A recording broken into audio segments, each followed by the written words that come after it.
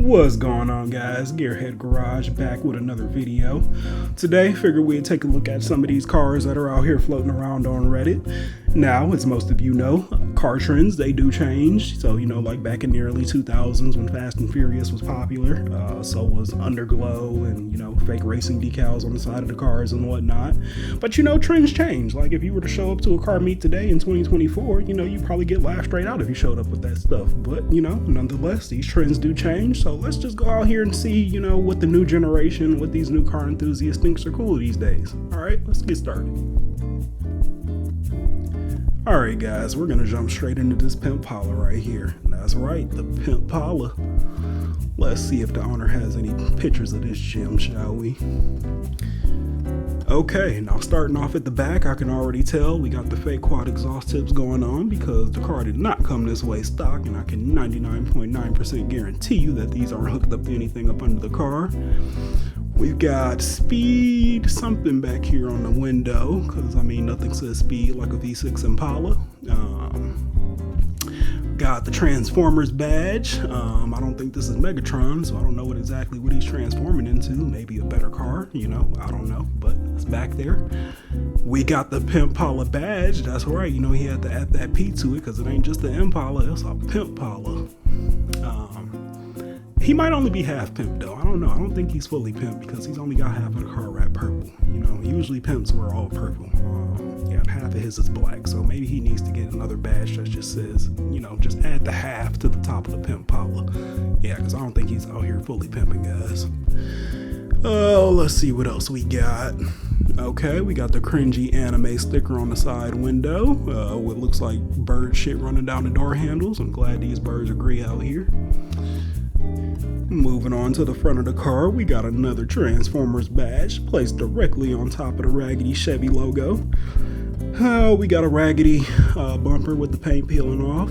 We got what looks like a fake tow hook because, I hope he's not towing his car with that because it's clearly only attached to a plastic grill and not the actual frame of the car. So, if he tried to tow his car, it would just yank that grill right off. So, but nonetheless, it's there. I would hope it's just for decoration, even though it's a terrible decoration mod. But I hope he really doesn't use that as a tow hook. We've got fake hood vents because, you got to let that V6 engine breathe. Makes a lot of heat in that compartment, you don't want to blow the engine.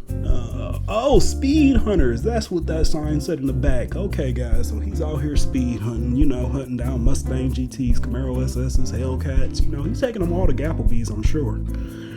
Let's see what else we got here. Okay, we got fake Supreme pillows or car seats in the interior of the car. Oh, guys, I should have known better. It's a toddler that drives this car. Look at the shoes, guys. That makes me feel a whole lot better, actually. Okay, so it's a toddler that decided to go ahead and decorate these cars, guys.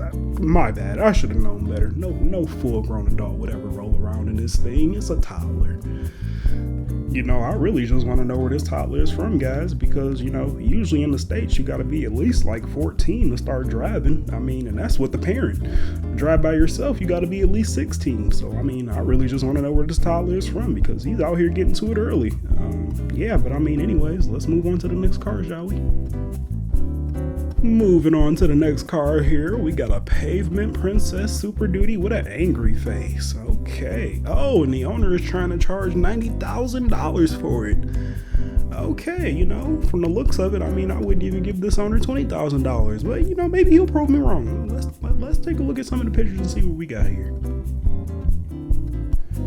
Okay, so the first thing I can tell is that the owner must clearly be compensating for something because, why else would you add this atrocious body kit along with the highlighter yellow paint job to the car? But, to each their own. Like I said, car trends, they change over time. This is what the new crowd prefers, people. So, we got the highlighter yellow paint job, got the terrible body kit, and for this person to be asking $90,000 for this truck, it doesn't even have a tow hook.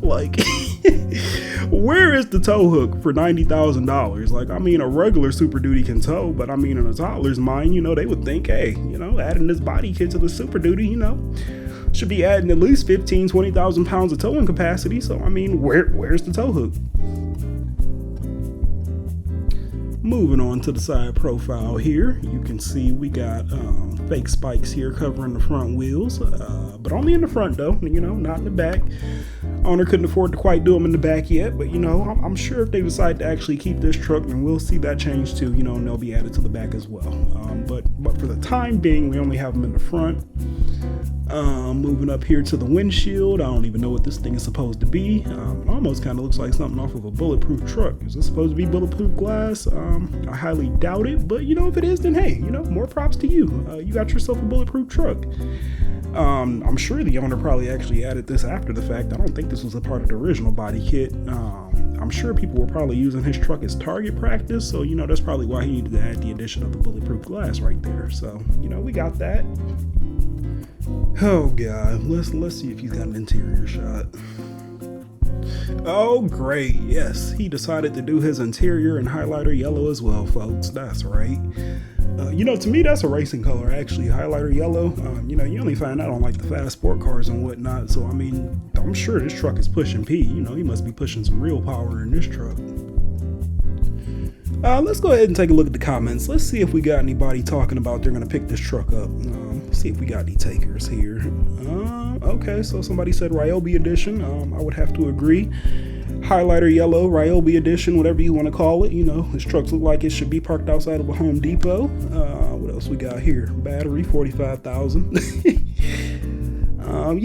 So it doesn't look like we have any takers, but you give it a few more days. I'm sure somebody will come to their senses and they'll pick up this gem.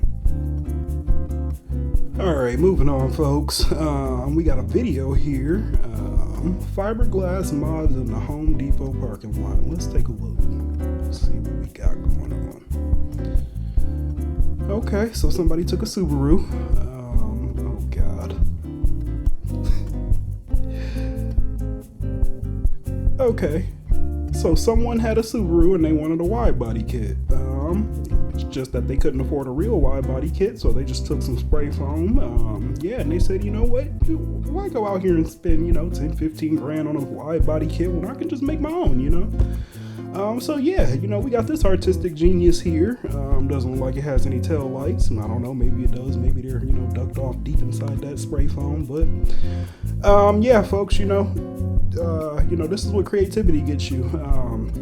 It's not about the amount of money you have, it's about the creativity you can come up with. And somebody wanted a wide body kit and they said, I can make this at home. So that's what they did. All right, moving on. We got a 2007 Golf with what looks like an erection here. Let's see here. That is an 8-inch tip, but he says it sounds great and turns heads. No video or audio was provided to prove this. I wouldn't doubt that it turns heads. If I was driving past this, I would definitely turn my head to look at this shit. But let's take a look here. What does the sticker say? Louder than your girlfriend last night. And I actually wouldn't doubt that. I'm sure this car is probably louder than the shit my girlfriend took last night, and it probably sounds the exact same as well. But he's got that sticker on here, 2.5, so, he hasn't really done anything super major to it. He just added this shitty ass exhaust tip to it. But yeah, like I said, folks, this is these are the new trends today. These are what the new kids are preferring, so that's what we got. Alright, gearheads, let's take a look at one more, shall we? So we've got a Pavement Princess Jeep, of course. Yep. Someone went out here and threw chrome wheels and a terrible suspension kit on their Jeep and called it a day, because after all, it's not like Jeeps are meant to go off-roading or anything like that. Oh god, no, Jeeps are made to be pavement princesses, people. So we got this owner out here doing it right. And I'll give credit where credit is due, because the body itself actually doesn't look that bad, considering how old it is. But it's just a shame that they had to go out here and ruin it with the addition of these terrible wheels and suspension kit. But nonetheless, that's what we got. Let's keep scrolling here. Oh god, no. Okay, Okay, so I might actually regret what I said earlier, because I mean, yeah, sure, the outside was kind of fine, but then we look at the interior here and it looks like the owner, I don't know what he was doing. He must have ate too much Taco Bell or something, because I mean, how in the world do you even get rips these big in the seat? Like, I don't know, people, but yeah, we got that going on. We got the fuzzy steering wheel cover, of course, you know, because nothing says Pavement Princess like that. Let's see what else we got. Got some tools in the back, a country hat, Scar audio set up in the back. Let's see what he says. So it's the 4.0 inline 6, 175k miles. Dodge Viper coil pack. Interesting. I did not even know you could add those to these cars, but you know, nonetheless, he says it's there, so we got that. LED headlights, tail lights, brake lights, Scar audio, Bilstein shocks, tint, you know, okay, you know, so nothing major here, folks, you know. It's really just the terrible wheels and suspension kit that stick out, but yeah, you know, I actually wouldn't change a thing about this car. Actually, you know, this car is great. Let's go back and take a look at it again. Yeah, folks, you know, I actually wouldn't change a thing. You know, I actually agree with the direction that car mods are going these days. You know, I think this definitely looks better than the ordinary Jeep. So yeah, you know, I wouldn't change a thing. I actually might put in an offer to buy this car myself, actually. Well, wait, no, I wouldn't actually, because actually looking at those seats. Yeah, no, I wouldn't touch this car with a 10-foot pole with the seats looking like that. I'm sorry. Yeah, the body, sure, is fine, but yeah, with those seats, that's going to be a no-go for me. But if anybody is interested in this gym, you know, just hit up the owner. I'm sure he'll take a reasonable offer on this car. Yeah, so, you know, that's what we got, folks. And there you have it. Whether it's a Super Duty with a mean face or a Golf with an erection, there's clearly no shortage of creativity in the world of questionable car mods.